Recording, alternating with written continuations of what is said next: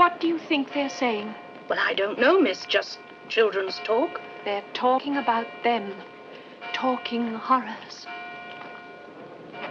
So far, these monsters have kept their distance. Only been seen in high places, through windows, across the lake. But they intend coming closer. And if they do... What will you say to them, Master?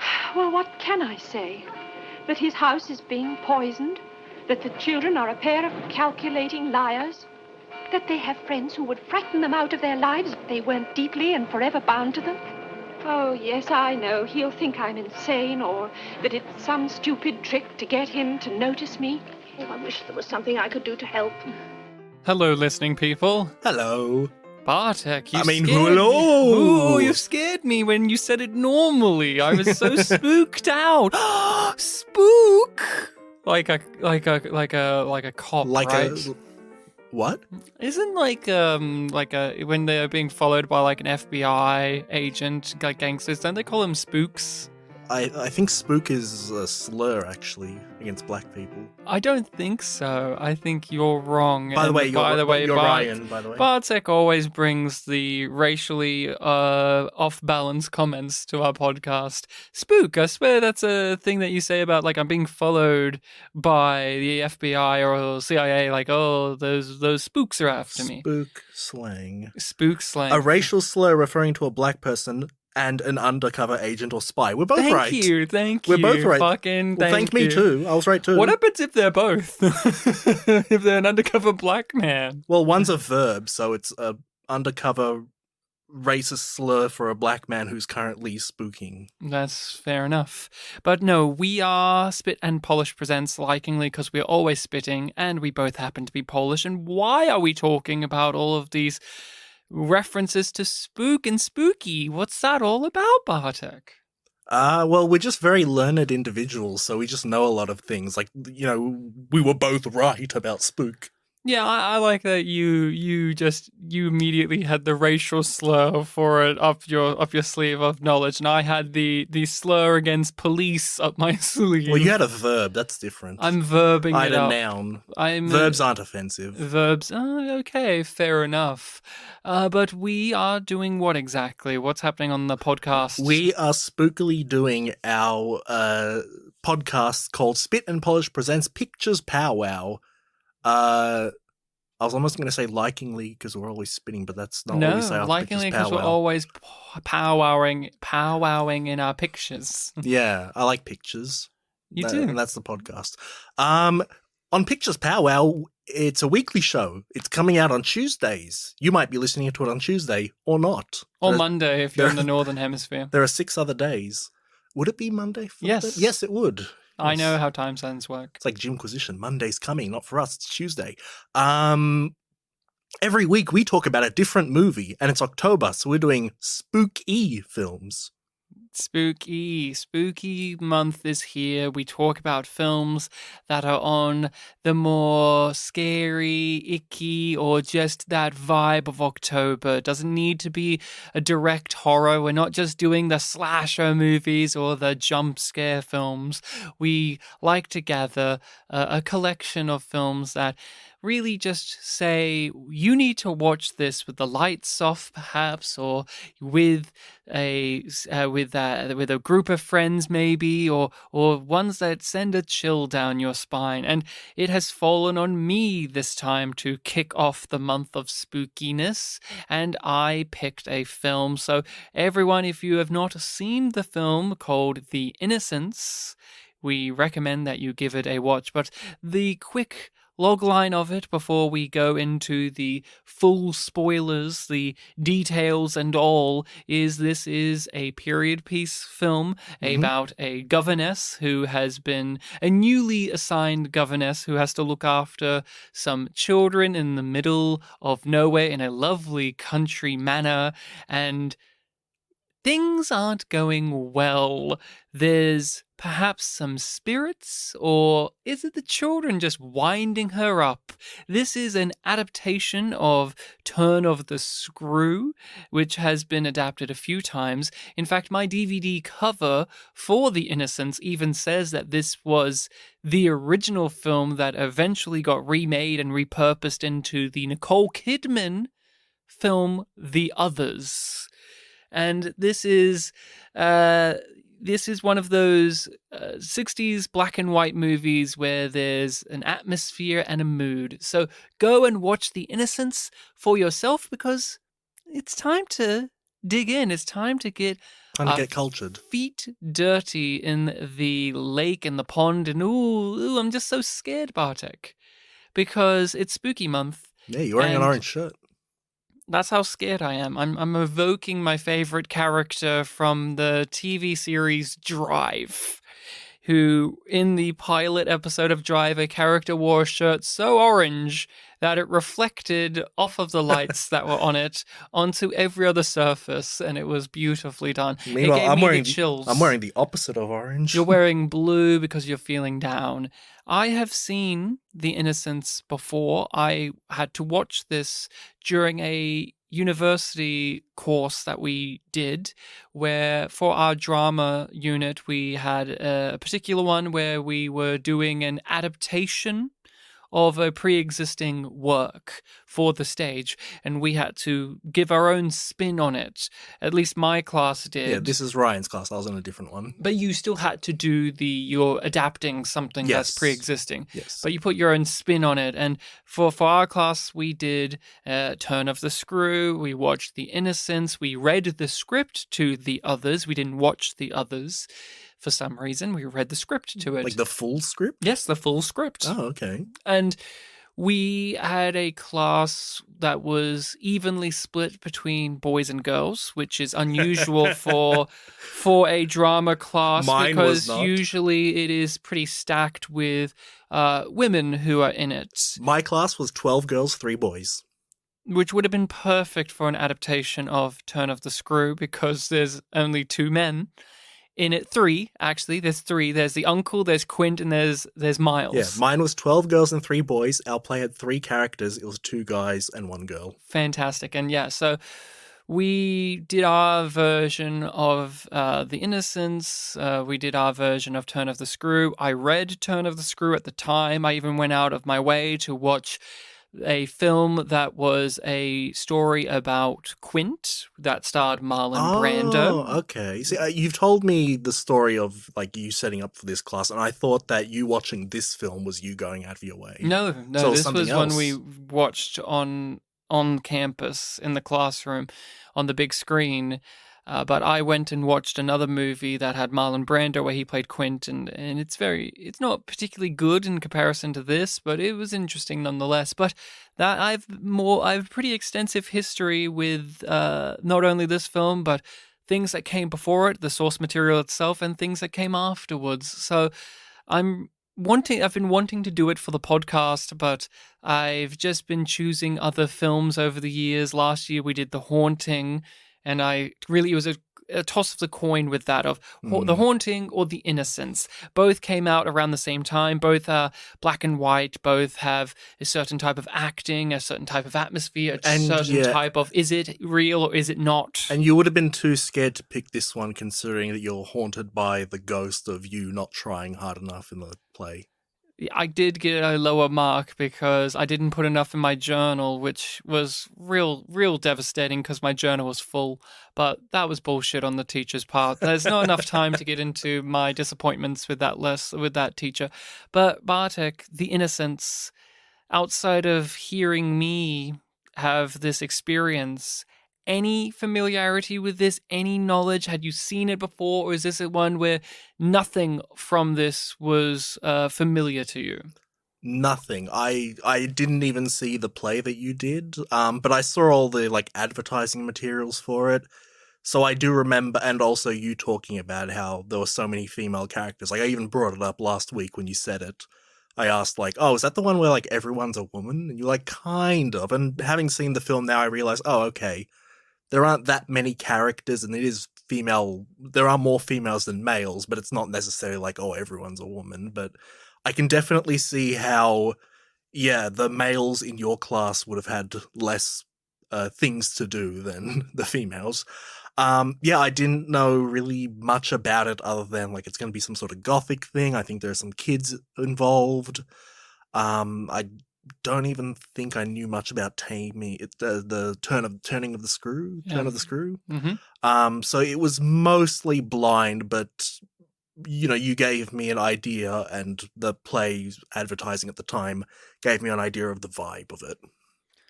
I obviously am a fan. I've enjoyed this. This was one of those experiences at university where a film was given to us and it stuck. It made a mark. It really lingered. That doesn't always happen. Oftentimes when you're having to study a piece of work, it removes the enjoyment from it. We've discussed this over the years on the podcast. Studying drama and film, that happens. Even though I would say when you're doing it at university, there's almost you're choosing actively for that experience to happen, while at high school, when I'm doing a class like English and they're making us watch some particular film, I'm not really choosing that, and I'm not really choosing, say, to go over Blade Runner with the fine-tooth comb that ruins the sensation of the film itself, to break it down into how one writes an essay, analytically speaking. But when you're at university, you choose that. You are aware going in. So there's almost a more openness to a film being broken apart in that way. While when I'm in high school, I didn't choose that for Rabbit Proof Fence or for Blade Runner, or you didn't choose that for the recent films you've selected on the pod. You're going to take it out of my mouth. Listening people, go back 4 episodes and listen to our review on The Body. Oh, I thought you were also going to say on your Robert De Niro classic film, The Mission, The as Mission, well. not where as you watched, much. Yeah, but you had a vague memory of silliness in the class of people not wanting it. But how did you go with The Innocents? You didn't know much going in. I told you, watch this with the lights off, enjoy this. It's more atmospheric, same time as The Haunting, so you have some similar things to compare to. You weren't a big fan of The Haunting. No, but that's one I definitely need to give another go. There are definite things about my viewing experience that went against it. This one I don't need to. This was a good one. I like this one quite a bit. Watched it with the lights off. Could have had them on, but, I guess it helped. My eyes will kill me for it, but, that's the way it goes with digital media. No, this was a really fun film, and it's very much in the vein of a few things that we've done. Like, you were going over a brief synopsis earlier, and it's like, yep, you're ticking a lot of the Shining marks there, a lot of the Haunting ones, a little bit of Burning. Like, this is going to be another episode where we talk about, like, oh, is it psychological, or was it like really happening? And then we're gonna be like, I think it's this. It's like, but there's all this evidence against it, and we've danced this tango before, and we're doing it again, I'm sure. Oh, of course, but there's the unique context of when it came out as well, and the genre, because some of those ones, The Shining came after this, and Kubrick is someone who is a film aficionado as well as someone who liked certain types of literature. And Turn of the Screw, I mean, even the title of the original story gives you an indication of what it's about. It's the turning of the screw. It's that sense of cracking underneath all of the pressure. And is that the case for our main character? Is she just feeling the pressure of her job and her psyche? Is it just falling apart underneath, or is there ghostly spirits that is fucking with her? And it is a real case of what is your interpretation. But before we even get to all of that, what did you think of the actual pitch of this film, the setup and the way it went about it? The pitch of it, I mean, yeah, it was a solid pitch. Like I said before, it reminded me a lot of The Shining, especially. I mean, which film am I talking about? Main character in the opening scene talks to a person that owns a big manor or big building that will be the setting of the rest of the film, and that character never appears again. It's very similar in that regard. But this one with a much bigger supporting cast. That's quite a big thing about it. It starts off very pleasant. Daytime. It's not. Most of this film, I think, is daytime. Even some of the night scenes look very bright. And it unfolded itself very slowly. Like, one of the big, I guess, horror points or dark points about this is that you have children behaving, in troubling manners, unchildlike. And early on, I was actually praising the film for, like, I would imagine in a film like this, the children will just be, like, dialed up, like, super creepy, like 90% right from the get-go. But they really slowly got into there. Like, it was the daughter who we meet first, like, she definitely has a few things going on from the beginning, but it's only really like when the spider is eating the butterfly that it kind of begins, and it kind of escalates from there. It very much started off pleasant, and it was a question of, like, okay, what is the actual horror of this going to be? Because even though I knew the sort of vibe that the film was going to have, I didn't necessarily know what the potential supernatural element would be. So eventually you realize, along with our main character discovering the backstory of this location, that it's going to be potentially ghosts. I really admired, and I had forgotten this, but admired how the film starts straight away telling you that this is going to be slow dread. This isn't going to be spooky jump scares. This isn't going to be a monster running around or even telling you if it's real or not, because we get a black screen for a very long time, and it's just singing. It's just this music. It's just this otherworldly sensation. The trivia was talking about how a lot of people were confused by that back in the 60s. Yes, but it's a choice, and it's not just a frivolous one. It's one that is very specifically telling you on a subconscious level what the tone of this is going to be for the remainder of the runtime. And I just always love a cold open like that. That's even before we get a proper cold open where we get her praying in the credits and all of that good stuff. It is just such an arresting sound and visual of it's just black, and you're waiting for something to happen. You're like, okay. And then the usual, here's 20th Century Fox, and the logo comes up, and it's just, why did they do that? And then once you get into the premise of this and how it's going to methodically go about it, it's just such an honest way of opening up the movie. I just can't think of a better way of allowing the viewer in on what your experience is going to be with this particular film. It's just so brilliantly done, and I forgot about it until I turned it on last night. I'm like, oh yes. And once you have finished the movie, that song, that fucking little song that they keep singing and humming, and the music box plays, Willow and Whaley, was it? Yeah, and the score keeps implementing. It just becomes maddening. It just becomes this maddening thing where, like our main character, you become frustrated with this beautiful old song. And same with his prayer. And it's just all of these things that are very minute stack on top of each other, such as the children's behaviors. What is great is the way that those performers pitch it. It's like you said, they're not playing it up to 110%, I'm a creepy little child, but it goes into the writing as well.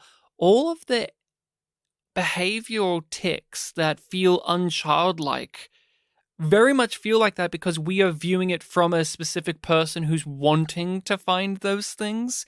Because if you just said out loud, without giving all of this other context that builds to this paranoid state, that, oh yeah, this kid did this thing, or they said that thing, or they behaved or reacted like that, you would be like Miss Gross in the movie. It was like, oh, okay, well, that's just kid stuff. Or so that's just how Miles is, or that's just how Flora is. And it is just, this is a death by a thousand cuts type film where each little detail, each little action that the kids take just keep stacking on top of one another until you just collapse under the weight of it all. And it's just such a, it just hits you in the face with it ever so slowly. And that's what I really appreciate. But I wanted to ask about that, the premise and how it pitches, because with this being an older film and this is an adaptation of an older story, it's easy to look at what's come since then and say this is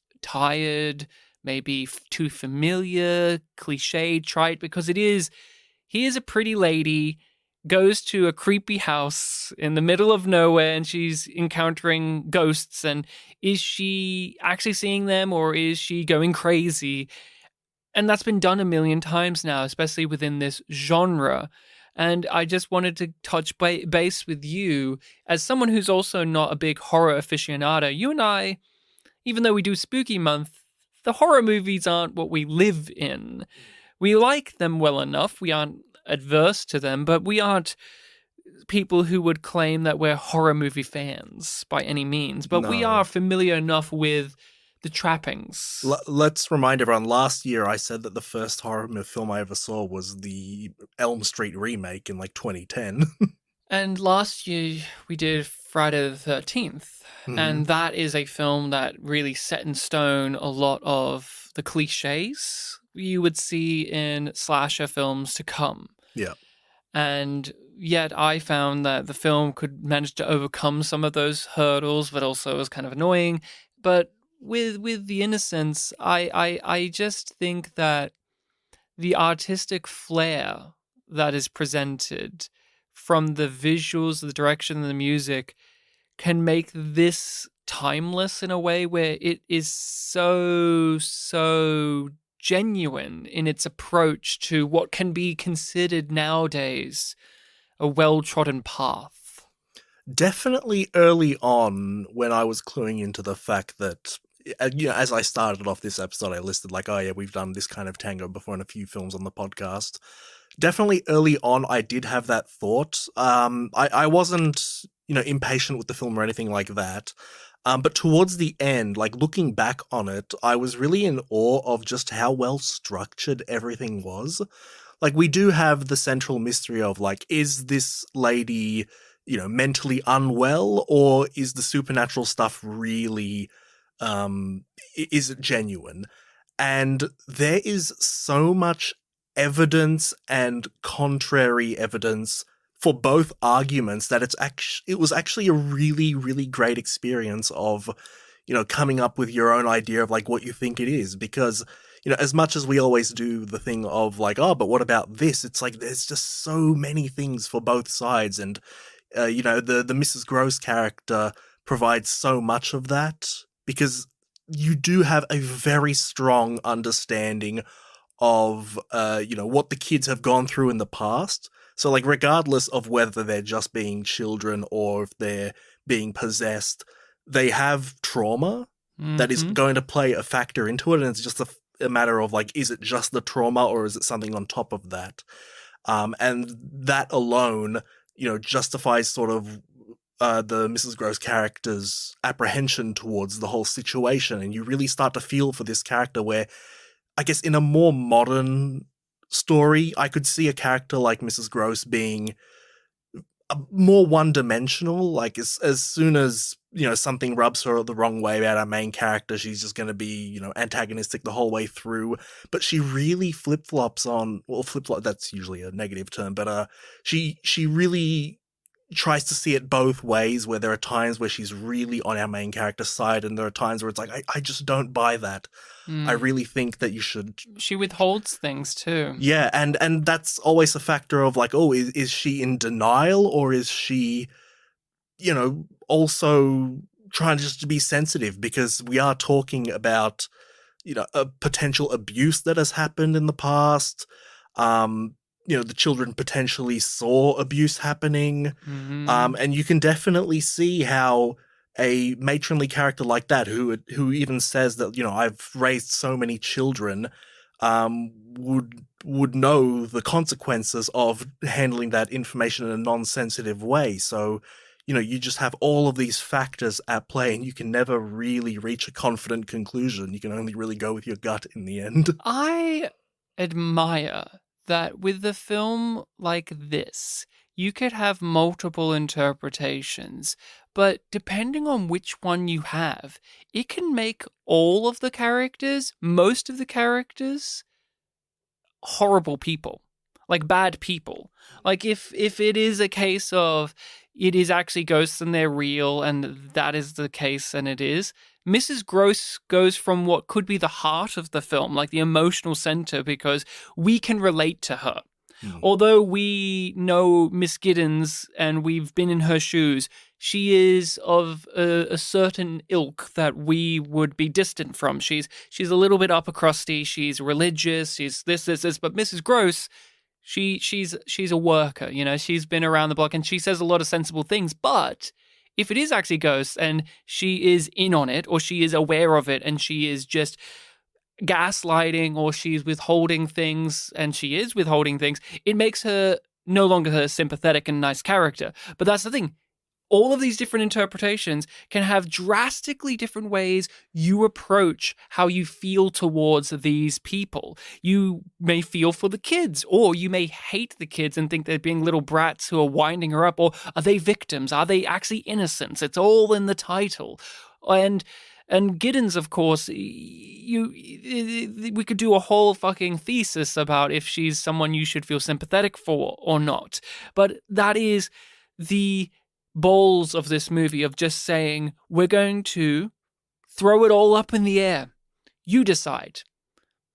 Do you want to read it any of these ways? But even if we go a step further, if you do, how does it make you react to the people you just spent time with?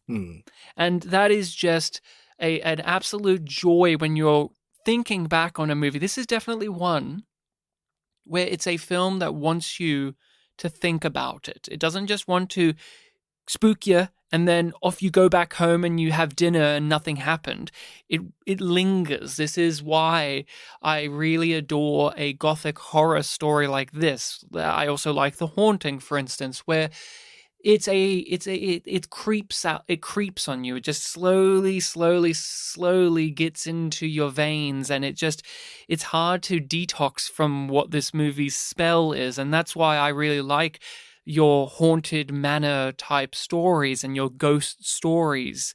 When it comes to horror or the genre of it, I'm not into the slasher, killer, monster running around. I prefer the more slow-going things like this, or Neon Demon, or The Haunting, just to point to some examples that we've done on the podcast. Or Starry Eyes was another great example of this as well. I've actually vocalized that my favorite type of supernatural things to watch in a film is witch stories. I like witches and the pagan-y stuff as well. There's just a certain aura that comes with those. And I just, when I was going through this last night, I had the lights off. I had just done a whole bunch of things, but it's a very soothing experience once you allow the methodical pacing and the performances and the music, and you said it, this is mostly in the day. This is a mostly in the day film, and yet it's bright and colorful. Even though it's in black and white, you can tell how exuberant it is. It still unsettles. Recently, there was a film, Midsommar, which was made by the guy who did Hereditary and a few others, which its big thing was it was a brutal, scary horror movie set in like Sweden during the bright summer day, and everything's glowing and all the flowers are gorgeous, and yet it still had this creep factor to it. And I just thought The Innocents did that. It managed to communicate all of that in the bright daylight in black and white. Yeah, we've done a couple of films that have been pretty daylight. I think The Love Witch was mostly daytime as well. Yeah. Bright colors with that too. Yeah. Really nice colors. With the uncle, We start out the movie Yes, that was a with thing. Michael Redgraves, who was a famous actor, and his daughter, Vanessa Redgraves, is a famous actress. They're acting royalty over in England. But Michael Redgraves is here to say, I don't give a fuck.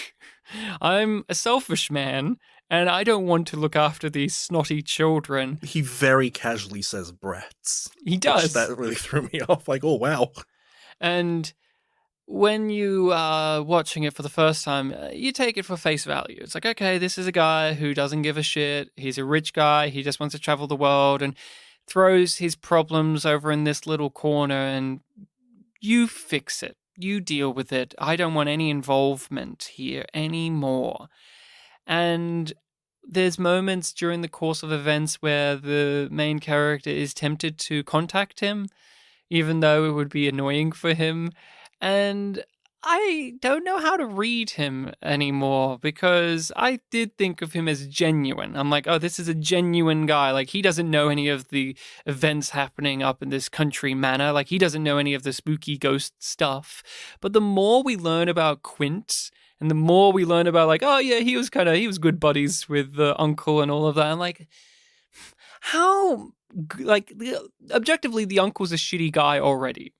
But how much is he a shitty guy? You reference The Shining. That's one of the great questions about that film as well, is the guy who sends Jack Torrance up there, the guy we never see outside of that single scene, really, or like when he's enduring them through the whole entire stuff.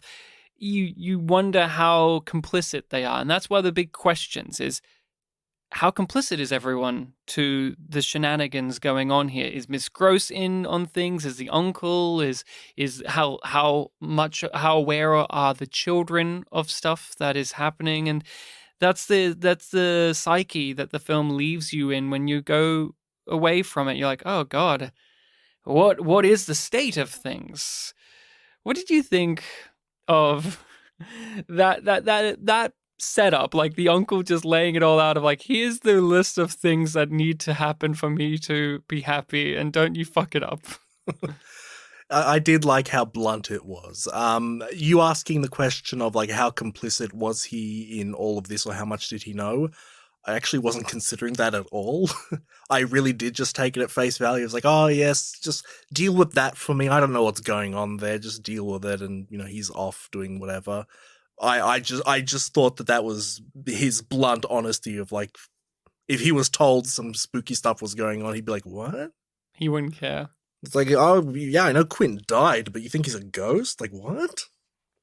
You're crazy. A lot of films, I feel, of a fantasy or supernatural and very much sci-fi have the innate ability to give us hints of a world before, hints of lore and backstory, and The Innocents does that so well. It is, how many breadcrumbs can we get about what happened before the main character arrived, to the point in which by the end of it, you feel like you've watched two movies in a way, where you've watched this movie, but also you have enough story given about what happened previously with Miss Jessel and Quint and Miss Gross and the children. It's just such a jam-packed story, but it's so just casual about it. It's a thing that I can see being really easily done in other mediums that, have a lot more time to flesh out a full-on story.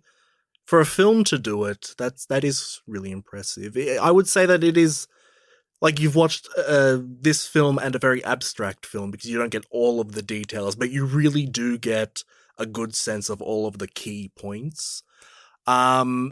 And watching this, I did recall in my head, okay, this is an early 60s film, so there was different film standards back then. I was thrown off, I guess British was different to American. I was thrown off by how blunt some of the things they were talking about were. Like when they... And showed. There's some things that they shown here that I'm uncomfortable with, the kiss particularly. The kiss, the long kiss.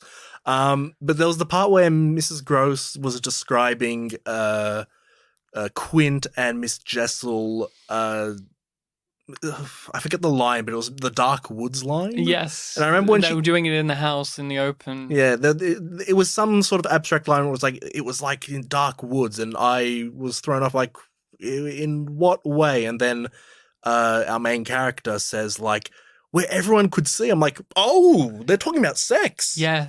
They were doing acts that one would do in the dark woods out in Yeah. the open. It's like, oh God. Yeah. It is unflinching with its language too. It's since this is a period piece and we have characters who are religious as well. Yes, They yeah. have to speak about these things in a way that obviously suits the time that the film came out in the 60s, but it perfectly gels with the characters themselves, the time period, and them having to be careful because there are children about. You don't just say, oh yeah, they were fucking out in the open. Even if the children are up in bed, you make sure. You don't say bullshit. You say stuff and nonsense. Stuff and nonsense. Stuff and nonsense. But the usual route with a horror film, say, and this isn't a standard, this is just sometimes this happens a lot, like we got this with Friday the 13th, just mentioned it. You get the big exposition scene where it says, this is what happened. This is how it went down. This is why the creepy shit is going on. And instead of giving us that one big scene like that, they give us several small enough scenes where you feel like you're about to enter it and then something will stop it from happening. A child will enter, or Mrs. Gross will shut down, or we have to go to church, or we are doing this. And it always leaves you on this edge of your seat with anticipation to hear the full story. You get a lot of scenes of our main character metaphorically rolling a dice like, am I going to get the answer now?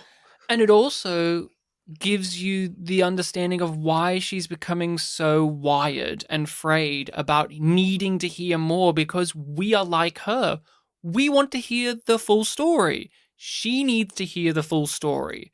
And it gives us, in the short span of time that this movie actually is in, this is 99 minutes long, it really does play around with the perception of time. Like, how long has it been?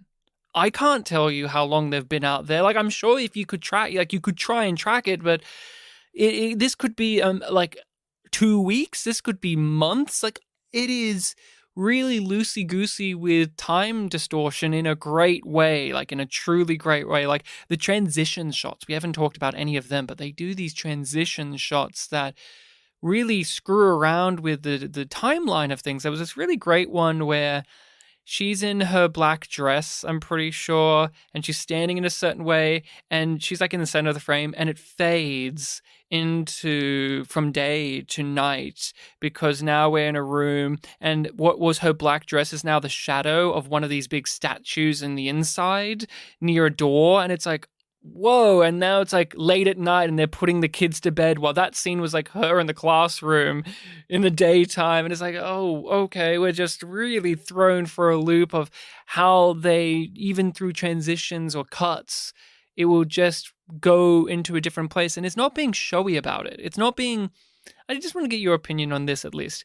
This film has, that kind of, is it real, is it not weirdness, but I would never describe the way that this presents itself as overtly trying to be aren't we ever so artsy and cerebral? This has a very old-fashioned feel to it. No, I think what you were describing there was so off the cuff and flowy that I barely even noticed it. There were a couple of, very interesting looking things that they were doing, but yeah, transitions between times of day, I think I might have missed that. I'll definitely check out it again just to actually get that in there. But yeah, there were a lot of really interesting stuff. One of the, it was when our main character, what was the last name again? Giddens.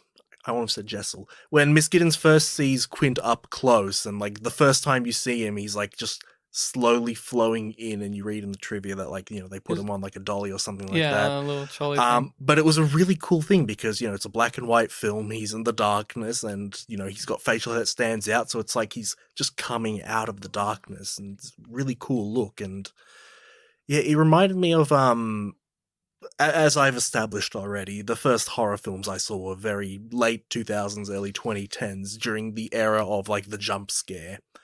And so for quite a while, my idea of horror was like, oh yeah, they do like variations of kind of jump scary things. And I remember once I was listening to a review of The Conjuring, I think it Mm-hmm. was, and the reviewer was talking about how there's a part in the film, and I have seen the film since, where a the creature is, just hanging on the wall above a fireplace, and it wasn't like, a surprise shot and it's there. It just simply showed it.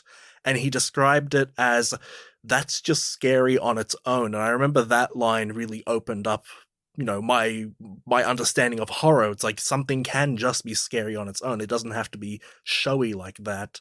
And yeah, that shot of, Quint just appearing out of the darkness slowly. It wasn't like zooming in on that and like showing off and doing like a big music sting. It just happened, and like I noticed and was shocked, and then later on our main character was shocked by it. And yeah, I really liked that moment. It's the little things that can unnerve you, such as a woman in all black standing in a body of water in the distance in the reeds, and it's not just a quick blink and you'll miss it. No, no, no. They're sitting on that. They're looking at that. They're examining that. And then when we get to a point in which our main character now dresses like that, it makes your teeth just grind with anxiety because she's going down the same path. She's now becoming the thing that she's trying to fight against. And how aware is she of that? And it just gives you this knowledge of this is not going to end well. And you could say that's obvious with it being a horror film, but it's still the case that you need to establish that within the film. You can't just say, it's a genre, you know how it all goes. And with the information being doled out along the way, I really also appreciated we aren't just learning about what happened at Bly Manor. We're learning about Miss Giddens. We're learning about her life. We're learning about her points of view. At the beginning, she comes across as a golly gee, I'm just excited. I love children. I'm just so keen to be pleasing to everyone else. Oh, yeah, you're not heartless. Honest, but not heartless, of course. But she's wide, she's wide-eyed and she's innocent herself. But as we see her crack, but even outside of that, the more we get about her life leading to this moment, the more her attitudes and the certain things that she's said along the way and her values that she's dispensed add up. There was that moment in which she talked about her house. It wasn't a big house. It was a small one where you could never keep any secrets. Everyone would find them in the end. And that just says everything to me about why these kids get under her skin. They're rich, they're entitled, they live in this giant mansion, and they have secrets. Things that she never got to have. Things that she doesn't understand. She's still like a child herself. And she's being told, like, yeah, this is normal. Because this is her first job. She's got to be like, I don't know, 20 years old maybe. It's kind of hard to tell how old she's supposed to be because she's in the old-timey get-up and she has the eccentric hairdos that get looser as the film goes on. Like by the end, her hair's as fully long and out. But it's, what did you think of our main character outside of the big, is she crazy, is she not? What did you think about her and what they revealed about her personality along the way? So in the opening scene where she's being interviewed by Mr. Redgrave, one of the first questions she gets asked was, do you have an imagination? And she very enthusiastically said, yes, I do. And I knew from that moment, like, okay, how's that going to be used against you in this film? So in with that in mind while watching the film, I was, I guess, biased towards her side because I knew that like that would come into play at some point. It was already giving me the thoughts of, like burning. It was like, oh, are you going to be jumping to conclusions? So I guess with that in mind, yeah, I did have a bias towards her, but yeah, all these little things that were coming out, not just about herself, but also the other side of the argument, as I've talked about before. Yeah, really did just create this really fun experience of like trying to piece everything together and, work out if I can really, be against her and think that she is actually just crazy after all. The performance, Deborah Kerr. And it's what it hinges on. It's the performances of all of these actors. We have so few characters, and we have to be pinballing how we feel about them and what we perceive of them. The central performance from Deborah Kerr is one of the best in this type of film. In the we did way back, well, this time last year, wasn't it? We did Stoker. Yeah, that was like Stoker. second week, I And think. I joked about like, oh, I like the Nicole Kidman in a big mansion losing her mind movies. But Nicole Kidman's very skilled at that. And I think Deborah Kerr is a big influence on her because in Stoker, we had met Nicole Kidman once she had already lost it. And the trick in that movie was seeing her almost in the reverse of what this character goes through, where we start out with them being understandable and relatable, and by the end, you don't know if you should be on her side. With Giddens, you don't know by the end, like, did she do the right thing?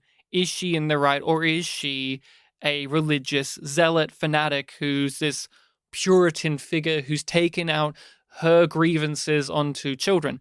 While in Stoker, not to get into it too much, but we meet Nicole Kidman and she's this uncaring, detached mother who's a million miles away. But when you reach the conclusion of that, you feel more sympathetic towards her and you know why she's like that far more than you did at the beginning. And she becomes the more sane person in the film. And I think Deborah Kerr just does such just an immaculate job of the transformation. And I never feel that she's over the top. I could see people saying she's over the top and she's given very loud moments and very pronounced moments, but I think it just is so in line with the overall oppressive atmosphere of the film, because it's not just her losing it, it's Mrs. Gross is losing it, the kids are losing it, and I feel like they're all It earns getting loud. it does. Yeah. Well, I remember for The Haunting, we had that discussion, you and I, about how much did we feel it earned when it went to the bombastic or the melodramatic or the loud moments. And we didn't, like, even I, a fan of that movie, didn't feel like it earned it in the way that this one does. With Giddens, were there any standout scenes or choices for you, or just little tidbits or actions that she took along the way? There were some moments with her interacting with the kids and talking to the other adults, the housekeeper, because there weren't really too many other adults. That reminded me a lot of being a teacher. Mm-hmm. So I definitely connected with that a bit. There was the classroom scene where like the girl was like making loud noises with the pencil and the kids started arguing and she had to break it up. And I've been in that situation before. I've never dealt with it the exact way she did, where it's like, let's pretend it's your birthday, go get dressed.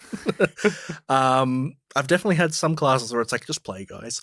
But yeah, just trying to work out on the fly, like how do I deal with this situation that's unfolded in an unexpected way? What's a way that I can calmly react to this situation? And what's a question that I could ask that non-intrusively gets the response I need out of this child? Definitely a lot of sympathetic and even partially empathetic moments like that, especially, yeah, like I said, with that school scene, and even just some of the other scenes where she's talking one-on-one with the children. I liked that she tried to be nice, and sometimes it would succeed and sometimes it would fuck up.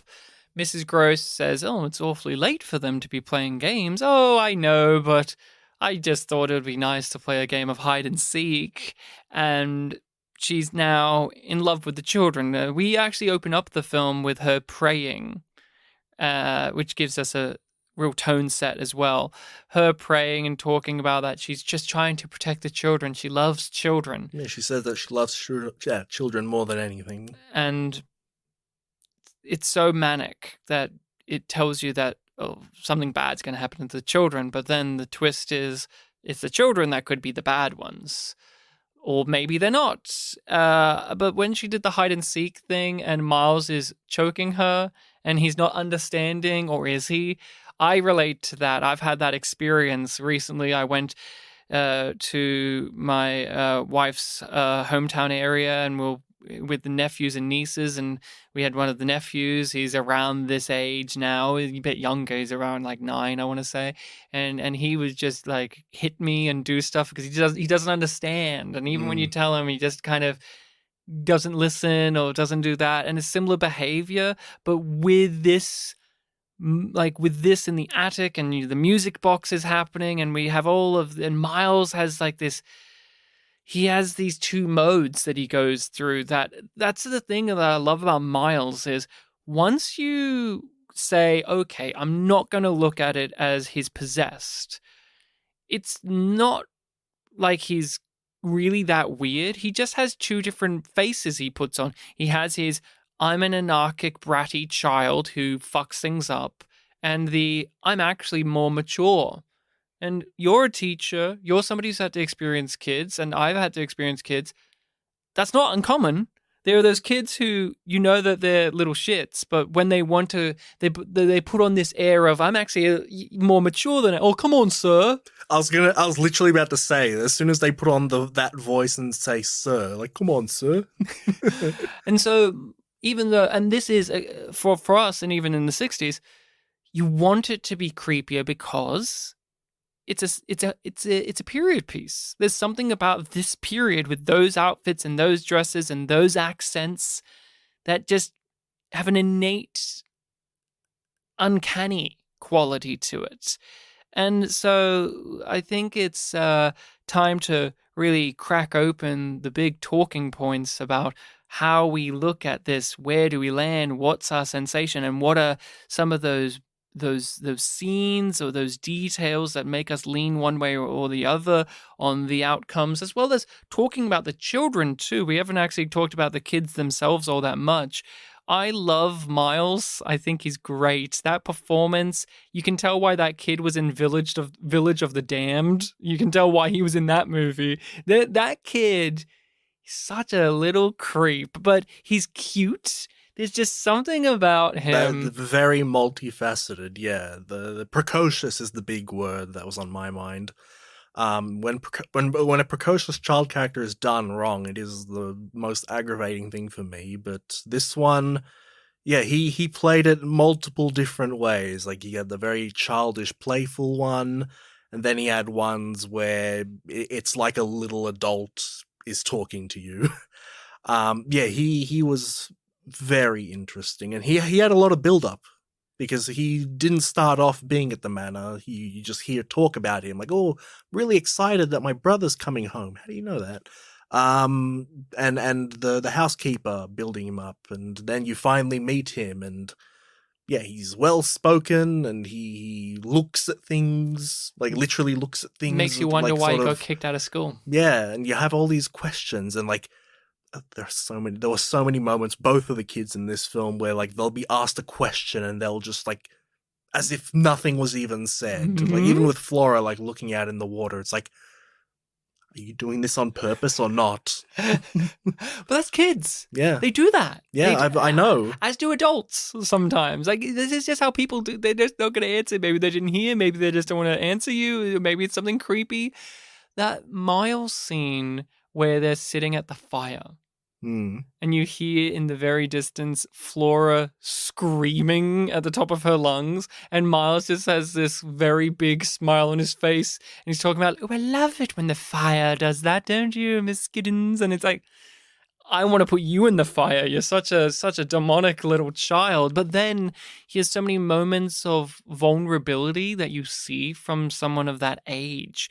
He's at the precipice, right? He's in his adolescence. He's entering that. He's like 11 or 12 years old. He is at that weird moment of time where they're a child still, but they're no longer like a little child anymore. And you see her struggle with that because this is her first experience. She loves children, but this is her first time actually doing this job. And so it isn't a case of like she's just looking after toddlers or just looking after 8-year-olds. She's looking after kids, one in specific, that's in a very volatile moment of their life, of not just him being a fuck up at school or whatever, but also just mentality wise. I know for myself, when I was 11 or 12 or even 13, I thought of myself as like far wiser than I actually was, only to be proven otherwise. Well, yeah, because you're smarter than you were at 8 and 9. That you hit it on the head. Were there any other moments with Miles that stood out to you? Were there any moments with him that creeped you out? Well, definitely the one where he's being rough and, not responding. That's definitely one of the big ones of like, is he just a child, as you said, like they are like that, or is there something a bit more sinister there? There is that whole element of like, if it is ghosts, then he's using that to his advantage. That's the big, worry with Miles. If it is actually the ghost of Quint, who seems to have been a bit of a dark figure, being in the body of a child, he can manipulate that fact. What about the bird? The bird? Oh, yeah. Underneath I his forgot pillow. about that. That was creepy. That led to the kiss. That did. Yeah. That was... I saw a review of this on Letterboxd. You have a review, it's positive, but then the last line is, not scary, though. Didn't scare me. You don't need to be it scared me movie to be a horror film, by the way. Yeah. What I would use as a word to describe the innocence is upsetting. This film is upsetting. The kiss is deeply upsetting. It is... That's the thing. It's so tightly framed. Like they shoot it close, so you see it all. I don't know if because it's also like, again, upsetting to say this because it's a child. It felt very sexual, and it's supposed to make you feel that way. She feels that way, but is it? Is it? Who knows? And even then, too, let's be again genuine. He's entering adolescence. He's gonna have feelings for the cute blonde governess. Maybe he wants to give her his, is that bad? Is that wrong? Is that innately sinister? Not really, but at the same time, it feels so corrupt. And that's the whole point, is he corrupted by this previous male figure? Because Mrs. Gross argued that Quint, although had these horrible traits, he did bring a positive. He was a strong male role model for Miles, hence Miles knows how to ride. Yeah, and Miles was following him around all the time, or trotting along behind him, I think was the line. Yes. And then we've got Flora. Lovely Flora. She seems so sweet and nice, but she does do the creepy little girl thing a couple of times. I love that shot when she is playing with the butterfly and the spider. You get this shot of her face is in sharp contrast, and it's right near the camera. Yeah. And the perspective is all weird because then you have Giddens in the distance, but she's also in sharp focus, and there's this disorientating feeling about it. There's just you're being drawn to the attention of this small child who's right up to the lens, but also your eye is having to look at Giddens, and I just really liked how that was composed as a shot. It just, visually speaking, the film does really, really clever ways of saying, look at these children. Not even saying it with judgment, just saying, look at them. What do you think about them? It's not like they're shooting them creepy all the time. There are moments where they're shooting them ominously, but there are moments where it's matter of fact, but we're in the shoes of Giddens so much that we want there to be something wrong.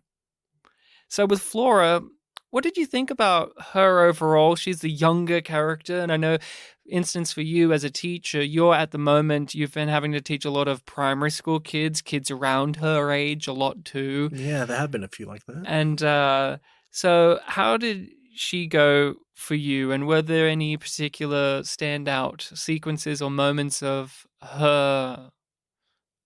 I haven't met anyone like her, but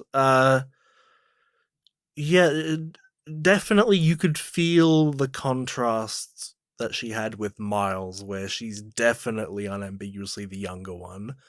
Yeah, she had a lot more moments of the things she said not being quite natural to conversation. Like with Miles, there's the eloquence of like, now who is the one speaking in contradictions or telling the lies or something like that. You know, there's a cleverness there. With her, it is much more innocence. Like when she is not responding, it is like, oh, she's in a world of her own there. She doesn't express herself as well.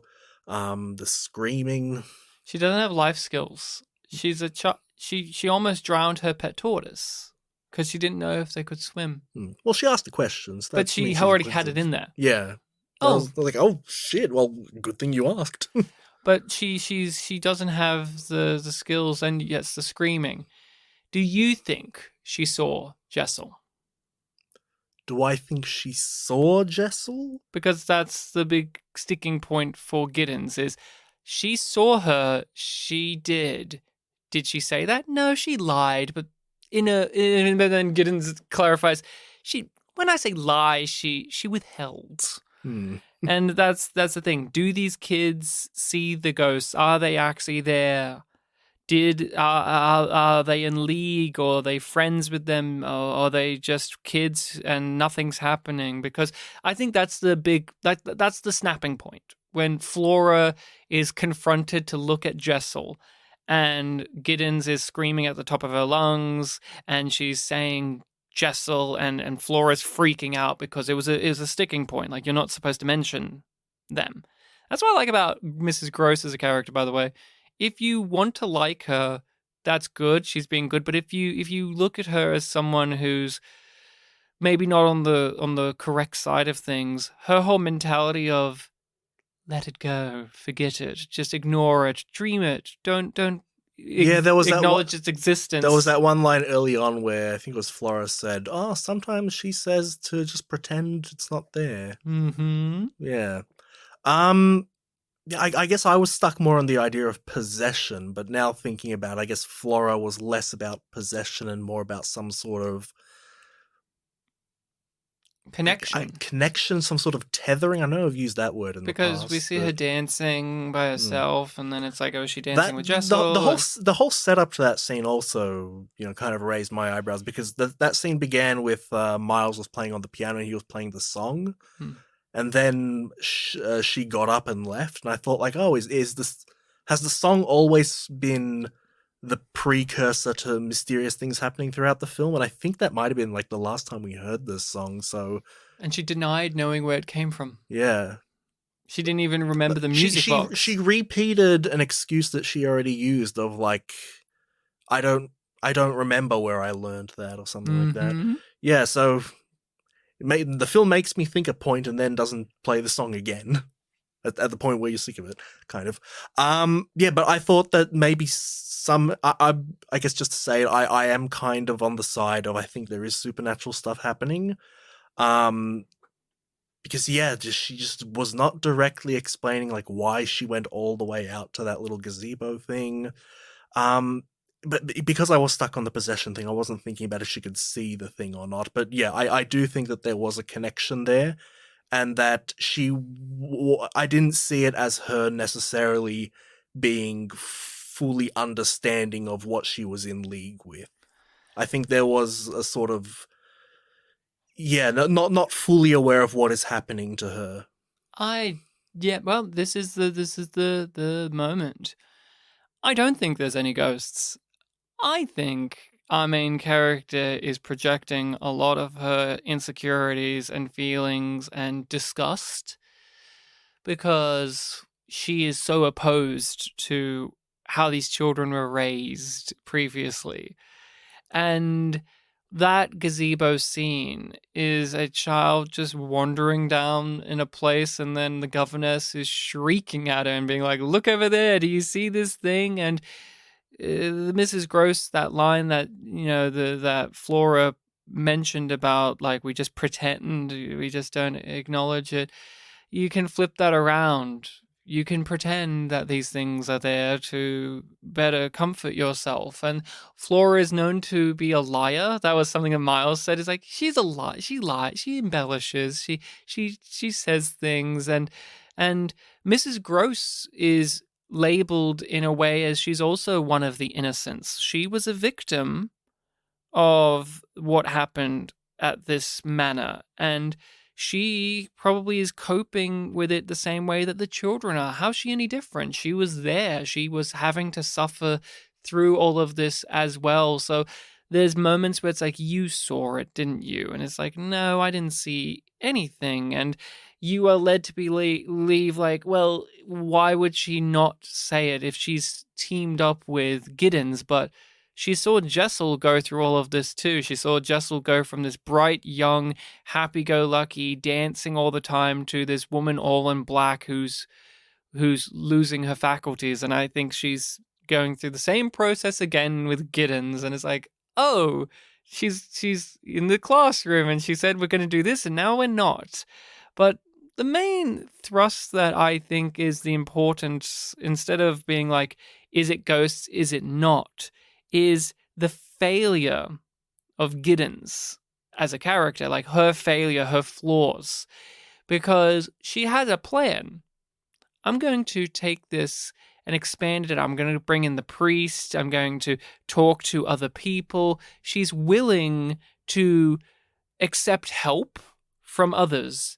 But then she decides, no, it's only me. Only I can do it. And we see it all fall apart.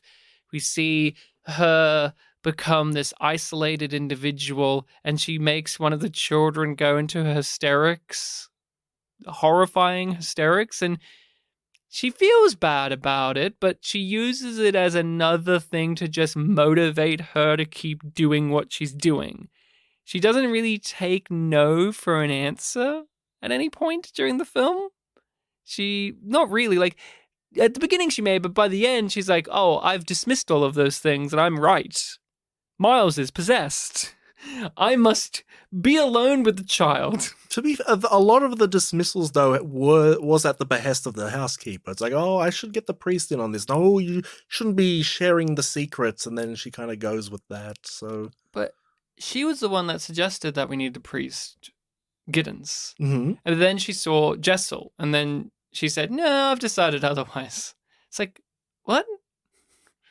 What? I guess that is true, yeah. She decided, I can handle this. That's what I mean. There's moments where if things went a certain way, we probably wouldn't have landed like this, even if it is possession. But she makes it her cause and hers alone, to the point in which you take the rest of them and leave. It's just Miles and I now. She did want to contact Redgrave, though, and the letter somehow vanished. Yes, well, we know how it vanished. Miles took it. Miles admits to taking it. But he didn't read all of it. I threw it on the fire. I just wanted to know what you were saying about us. And then we get to the climax. Miles versus Giddens. What a scene. They ask that child actor to step up to the plate, and he fucking knocks it out of the park. This is one of the best child performances we've seen on the pod, right? And similar to like the trivia of The Shining, apparently they were hiding the darker elements from the kids too. So yeah, kudos to that. He is all of the things you need him to be. He's sad, he's vulnerable, he's scared, but he's also evil and mean, and he's saying these horrid things, and he's so small. Like, that's the thing too. Like, Giddens, she's not a tall lady, but when you put her up against this child who's like 12, he's so little in comparison. It's just, it's so many dissonant things going on at the end. But give us your reading, your interpretation of the ending of this. Miles going off against Giddens. How do you land on it, or what's your perspective on it? Well, like I said, I do think that the supernatural was an element in it. I'm sounding like a crazy person. Giddens. Not on her yet. I do think that Quint did play. Well, he definitely played a role in it in the backstory, but the spiritually there was an element there. And I saw it as. I'm formulating my argument. I'm seeing all the counterpoints, and this always happens. That's how it works. Yeah. I do see it as this is the point where the tethering, or whatever we want to call it, is kind of breaking. Because with both of the kids, we've already moved on from Flora, but when Flora starts screaming and it happens for like multiple hours non-stop, if that wasn't related to supernatural and that was just a genuine child reaction, I think it was too over the top to be believable as natural. You think? Because it's just constant. It's a psychotic break, though. Yeah, but for multiple hours? I believe that. No, your throat would fucking die at that point. Children keep going. Everyone has a limit, and hours is hours. Yeah, I don't know. I believe him. I believe that. No, I think that was a result of this kind of spell of some sort breaking. With Miles, even though we have established, that he has seen trauma in the past, and that could be a justification for like the sudden obscenities that he suddenly hurls at this woman, and that his sudden apologizing would be a childlike reaction to his precocious nature, apologizing for what he did. The element of him just suddenly dying is one that I kind of raise my eyebrow to, because I guess.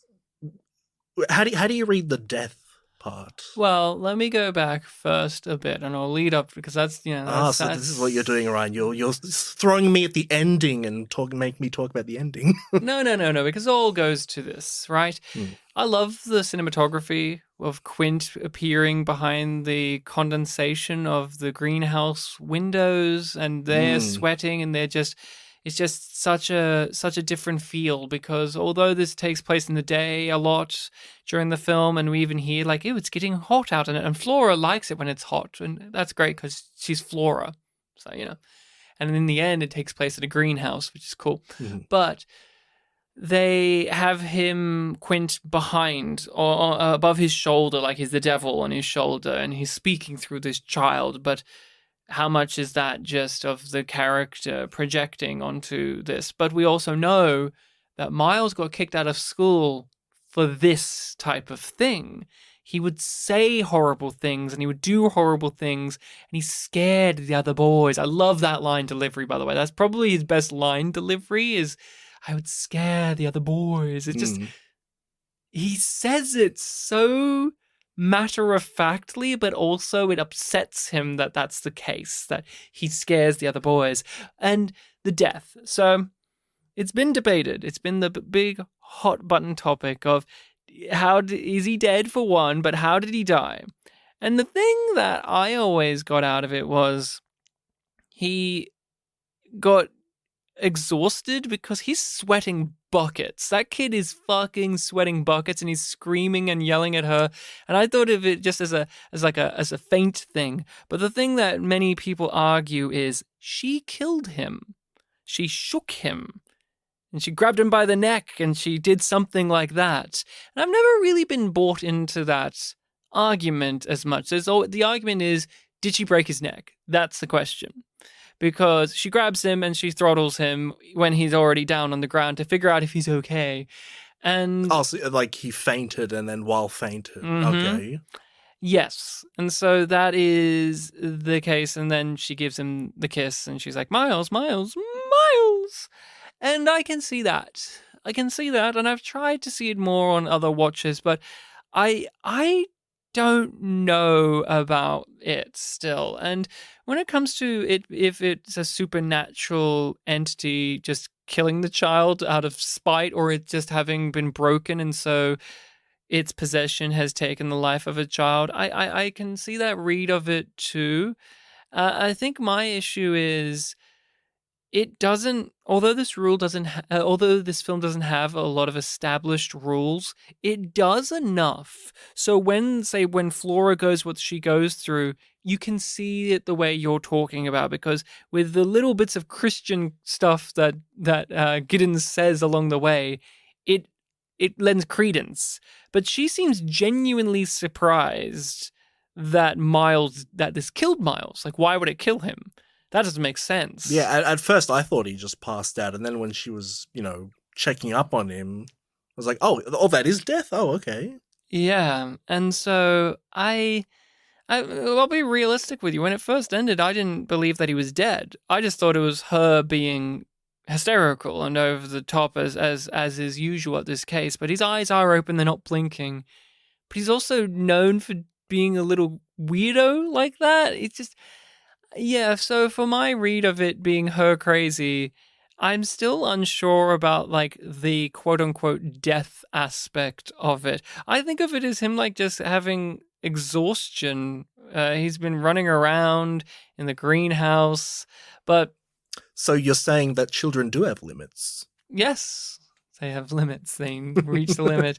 But Flora doesn't. Yeah. Well, he's in like a 3-piece suit in a greenhouse sweating. Yeah, I don't know. I feel like screaming. Yeah, the screaming stuff. I don't know. I didn't have any issue with that. But The Innocents is a film after 60 years. You can still debate and discuss, and I think it lives and breathes on more than just that. There are some features out there that's all it has. Is how do you feel about the real interpretation of this? But if you actually get one of quality like this, there's all these elements at play, and it's deeper, and as it should be. I think we have talked about it, but M. Night Shyamalan, for instance, is a filmmaker that forgot that over time.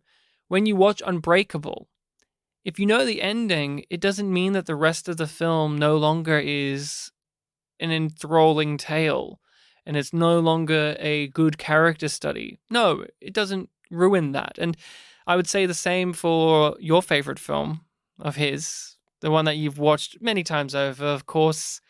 You always say to me, Ryan, I've watched The Sixth Sense a million times. I was like, I haven't rewatched any of his films. Which one are you talking about? The joke is Bartek has never really watched the movie. He had a broken DVD, and the ending was ruined for him by 50 First Dates. Is that you? No, it was 20-1. 20-1. Who did I know? Maybe it's Rachel. I think Rachel had it ruined in 50 First Dates. Mentioned in that I definitely saw 50 First Dates before, but I didn't remember that part of it. But I think I swear that's mentioned in there. Prove me wrong. 20-1 got it. Not 50, 20.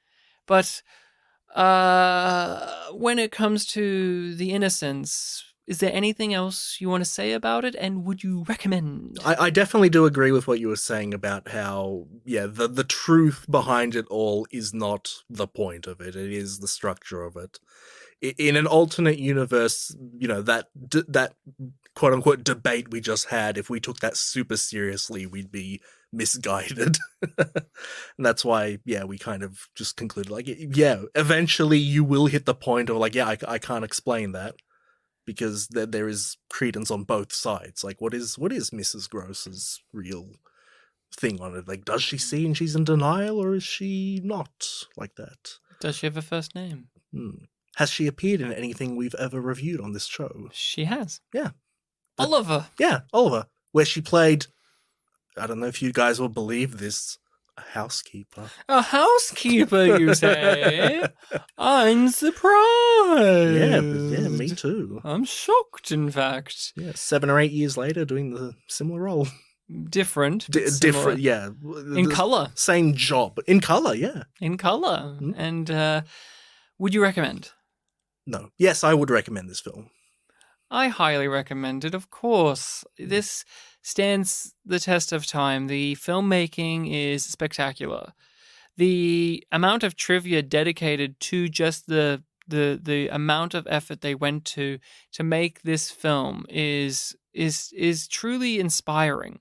There's lots of details about lighting. I don't think I've ever done a movie on this podcast where the trivia talks so much about the technicals of lighting than The Innocents. They had to do so many tricks. They had to have so many specific types of lights and this many. And there was even jokes about how you're trying to set the studio on fire, like this lot on fire because you have so many fucking lights. Yeah, there was that one guy. The actress apparently had to wear sunglasses between takes because there were so many fucking lights. It's just...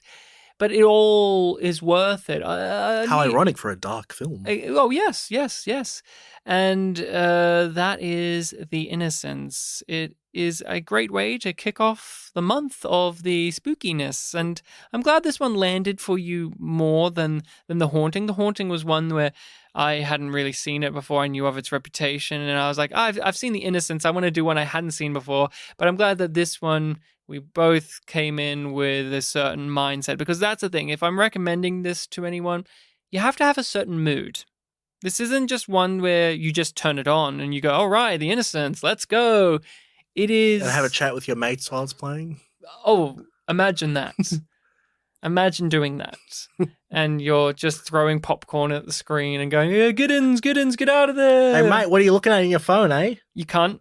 So that's pretty cool. The next episode is a listening people's recommendation. A spooky listening people's recommendation. It's a more modern film, a more recent film. When I say recent, 1962. It's like within the last 10 years. 2015 movie recommended by my friend Jack from my hometown. The Jack Duncan? Donkey. Last time he recommended a film, it was... He recommended a more serious one this time. A serious one? Called The Blackcoat's Daughter. I don't know if you've ever heard of this, if you are aware of its existence, but I won't say anything. I have seen this once before because of Jack's recommendation in the past, so I am keen to discuss. The only thing I will say about it is do not look up anything. Not just that. Do not look up who's behind the camera or in front of the camera. Just let it happen, and then once it's over, enjoy.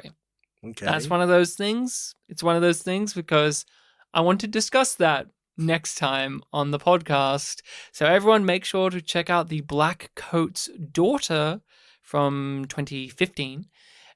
We will be discussing that. Make sure to give it a watch and join us for the discussion on the pod. If you want to contact us more directly, you can do so over at our email, which is... Bartek, what is our email? Do you know? Sometimes we just don't respond. Oh, he's being a funny little guy. When you mentioned that in the episode, I wanted to do it at some point, but I forgot. And now I just decided now. It was a bit too late, Bartek. Idiot. The email is spitandpolished@gmail.com. We are on social media at Spit and Polish Presents. You will find us. We post on there. And if you want to recommend movies to us, you do it through the social media or through that email. We add it to a list of films and we eventually get around to watching and discussing them. I thank you all so much for joining us, for listening to us. You are great. Remember to be kind to each other, or I'll have to travel overseas and leave you with a crazy governess who's blonde. He likes them. I like them pretty, you know. Oh, I thought you were going to bookend it by saying you were going to be a spook. Well, then you were going to spook. Okay. Is that a place? I'm going to spook? But that's the definition that you gave at the beginning. I am. Yeah. I'm a spook. Yeah, let. Yeah, I already accidentally used the slur version. Now you're ending on the slur version. For the police, though. Can I just final statement? Black people, we're sorry. Bartek, sorry. Ryan isn't. I've done nothing wrong. Oh no! Oh right. Okay. Well, I guess you haven't. You are perfect. Okay, no, for real. Last thing I'll say. Get back to the mic. Get back to the mic. Watch as I keep this all in. I want you to. I have a thing. Ryan, if you do the play again, are you going to try harder this time? Not only will I try harder, I'll play all the female parts. Which is like 2, 3.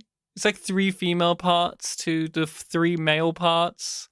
4 technically, because you get like that other housekeeper lady who shows up for that one scene. Yeah. Oh, and I guess Jessel, so 5. You get 5. I remember what the Anna thing is. Like, they kept mentioning other people at the manor, and I was like, we're not seeing them. That's part of the trick. And then one of them shows up And then to be Anna like, hello. Anna shows up, it's like, oh, okay, never mind.